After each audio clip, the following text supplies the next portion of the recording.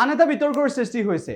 এই সন্দৰ্ভত আমি আপোনালোকক জনাব বিচাৰিছো যে মৰিয়নি সমষ্টিত এইবাৰ বিজেপিক বিদায় দিব ৰাইজৰ দলে। বিজেপিক বিদায় দিব বিৰোধী ঐক্যমঞ্চই, বিজেপিক বিদায় দিব অখিল গগৈ। অখিল গগৈয়ে ৰূপজ্যোতি কুৰ্মীক প্ৰত্যাহ্বান জনায়, বিজেপিক প্ৰত্যাহ্বান জনায়। কেইবাটাও মন্তব্য কৰিছে পঞ্চায়ত নিৰ্বাচনৰ প্ৰচাৰ অভিযানৰ সময়ত। যোৱাবাৰ 2021 চনত মোক মৰিয়নিৰ পৰা খুব বিচাৰিছিল। এতিয়া 2026 চনতো আজি মই যেতিয়া ঘূৰিছো সব মানুহে কৈছে যে আপুনি মৰিয়নিৰ পৰাই উঠিব লাগিব। আজি 4-5টা ঠাইত মানে হেৰি হৈ আছে। যোৱাবাৰ মানে মই মৰিয়নিত ইলেকশ্যন নেখেলিলো ৰূপজ্যোতি কুৰ্মী জিকক বুলি, কাৰণ ৰূপজ্যোতি কুৰ্মীয়ে তেতিয়া বিজেপিৰ বিৰুদ্ধে বহুত হাল্লা কৰি আছিলে। মই ভাবিলো যে বিজেপিৰ বিৰুদ্ধে মাত পতা মানুহ লাগে, গতিকে ৰূপজ্যোতি কুৰ্মীক এৰি দিলো। আৰু ৰূপজ্যোতিয়ে গৈ আকৌ দুদিনৰ পাছতে বিজেপিক জইন কৰি দিলে। তো সকলোবিলাক জাবৰ আচলতে ডাষ্টবিনতে যায়। ৰূপজ্যোতি গৈ সেইটো ডাষ্টবিনতে পৰিলেগে। গতিকে ডাষ্টবিনত যেতিয়া পৰিলেগে জাবৰ, তাৰপিছততো আৰু উপায় নাই। গতিকে এতিয়া আমি যিকোনো প্ৰকাৰে 2026ত ৰূপজ্যোতি কুৰ্মীক হৰুৱাব লাগিব। আপোনালোকে সকলোৱে চাব যে ৰূপজ্যোতি কুৰ্মী 2026ত মৰিয়নি বিধানসভা সমষ্টিত হাৰিব। আমি গোটেই অসমৰ মানুহে, মৰিয়নি সমষ্টিৰ ৰাইজে ঐক্যবদ্ধ হৈ ৰূপজ্যোতিক হৰুৱাম। যুঁজটো ডেফিনেটলি হ'ব। আমি বহুত বেছি আসনত প্ৰাৰ্থিত্ব প্ৰদান কৰা নাই, লিমিটেড আসনত। আৰু টেষ্ট কৰি চাইছোঁ যে মৰিয়নি বিধানসভা সমষ্টিত কি ট্ৰেণ্ড চলি আছে।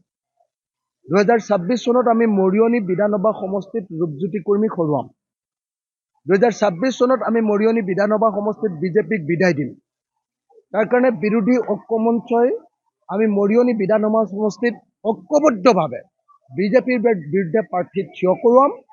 আৰু মৰিয়নি বিধানসভা সমষ্টিৰ ৰাইজক সদায় হাঁহিয়তাৰ পাত্ৰ কৰি ৰখা, আবুল তাবুল কথা বকি সমষ্টিটোৰ মান সন্মান খতম কৰি দিয়া।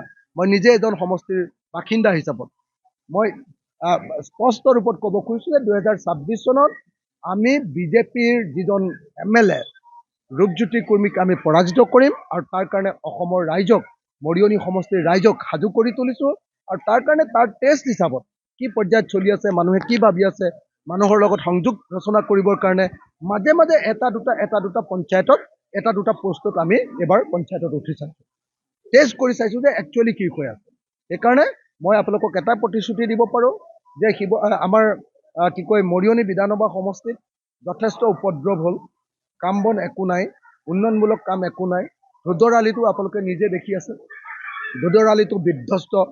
নকছাৰীৰ পৰা, দেবেৰাৰ পৰা, চাৰিআলিৰ পৰা আমাৰ জাজি দলঙলৈকে এইডোখৰ মৰিয়নি সমষ্টিত পৰে।